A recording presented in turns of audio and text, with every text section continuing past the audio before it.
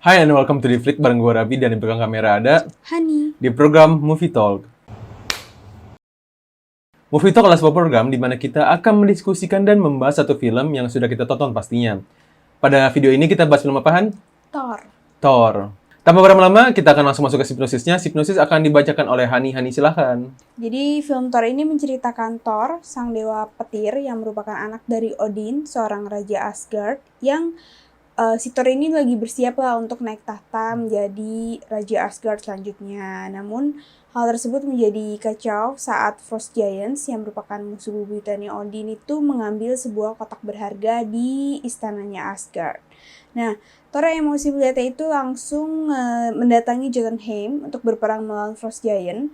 Hal ini malah memicu kemarahan Odin dan membuat Odin mengusir Thor ke bumi dan mengambil kekuatan Thor. Jadi film ini intinya menceritakan awal mula adanya Thor Dewa Petir di Avengers. Ya, jadi kita memperkenalkan karakter baru lagi ya di P1 Iya. ini. Seperti biasa, sebelum kita masuk ke pembahasan POI, gue akan sedikit membahas sang saudara dan para pemainnya.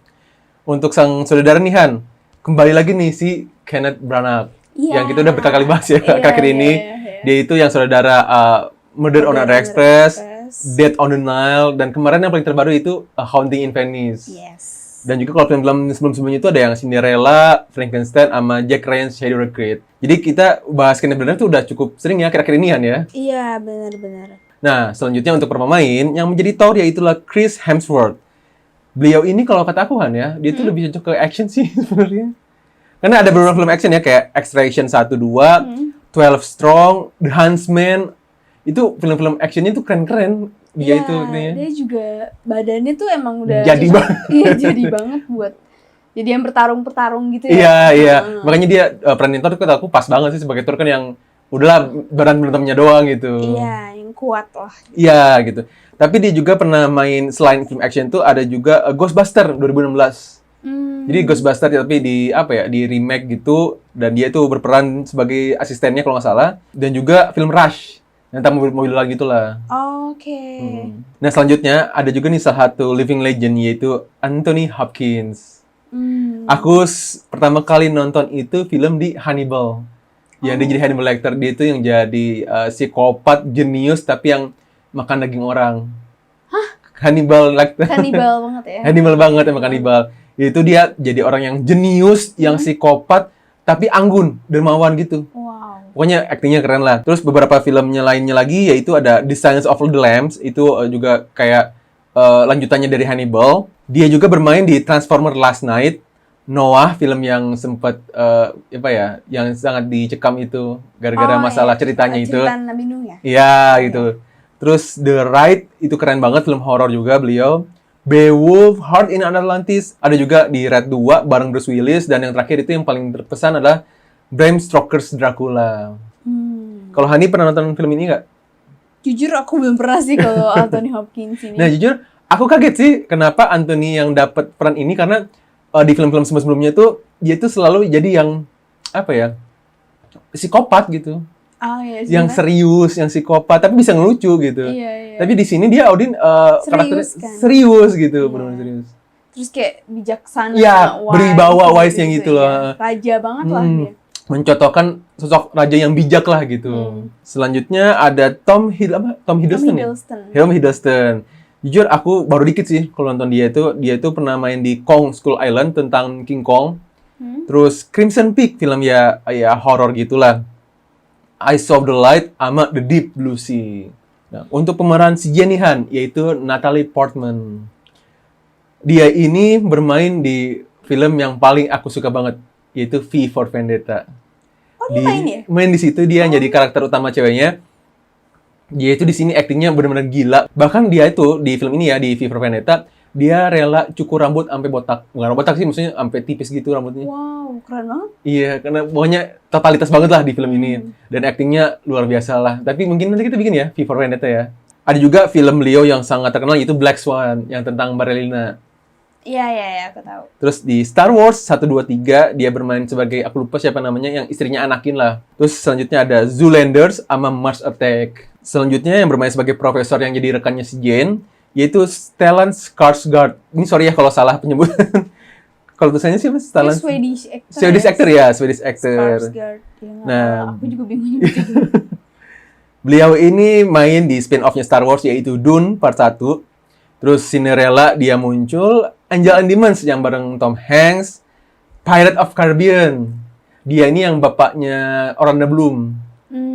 Terus dia juga pernah main horor yaitu The Exorcist The Beginning, dan dia juga sempat bermain bareng Robert Downey yaitu di Kiss Kiss Bang Bang. Oh, dia juga main Mamma Mia ya? Ya, Mamma Mia. Yang terakhir nih yaitu ada Kat Dennings. Kat Dennings atau Dennings?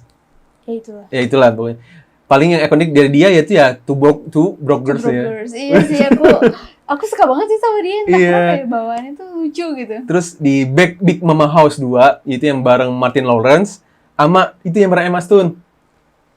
Ada House Bunny. Iya, ada House Bunny yang bareng Emma Stone sama si cewek. Aduh, itu aku namanya. Iya, itu. Itulah pokoknya. Cuman yang paling terpukau sih aku yang Two Broke Girls sih. Iya. Yang paling aku selalu memorable tentang dia gitu. Iya. Yang jadi tipe cewek yang apa ya, yang sarkasme, sering sarkas, sering gitu sih. Sebenarnya masih ada satu karakter lagi sih Han, yaitu Jeremy Renner yang main Hawkeye. Oh iya, di sini. Tapi dia dikit banget di awal sih. Iya. Abis itu sih aku udah nggak ada lagi. Dia kayak ya? cuman memperkenalkan Hawkeye. Iya, tapi udah skip gitu. Iya. Itu dia sedikit pembahasan sang saudara dan pemainnya. Sekarang gua akan lanjut ke pembahasan POI. Bagi yang belum nonton silahkan skip bagian ini karena akan mengandung spoiler. Oke, baik. Yang pertama, film ini selain memperkenalkan another karakter from P1 yaitu Thor dan Hawkeye, film ini juga pengen menunjukkan kalau ternyata ancaman bumi itu tidak hanya sebatas di bumi itu sendiri. Bahkan seluruh alam semesta pun bisa jadi ancaman dari invasion bumi lah. Ya. Istilahnya bisa jadi alam semesta nih yang jadi ancaman. Jadi mau nggak mau si Nick Fury itu harus mempersiapkan nih. Gimana kalau misalkan ternyata benar alam semesta itu menyerang bumi. Walaupun technically dia bener kan Nick Fury. Nah, ibaratnya takut kayak ada alien datang ke bumi. Iya. Kan? Nah, kalau ini kita bahas cuma dari PS1 doang ya. Kita nggak bahas PS selanjutnya, kita nggak bahas Captain Marvel segala macam. Kita cuma bahas dari PS1 ini, yaitu ancaman terbesar ya dari Asgardian itu sendiri. Jadi alam semesta itu ya Asgardian ini gitu. Iya. Planet lain lah. Ya istilahnya bukan planet sih dia. Ya kayak alam semesta lah itunya. Yang bikin aku terpukau juga Han, yaitu karakter development si Thor sih Han. Karena kita dilihat nih, awal-awal Thor ini menjadi, apa ya, emang pewaris tahta kan sebenarnya. Dia yang arogan, dia yang sombong, dia yang berpikir, oh kalau gue tuh yang paling kuat. Nah, tapi untungnya, kata aku ya, untungnya Loki itu mencegah si Thor tuh naik tahta sih. Iya, karena kalau enggak... Iya bener sih ya, dia pikir-pikir. Kalau dia yang jadi...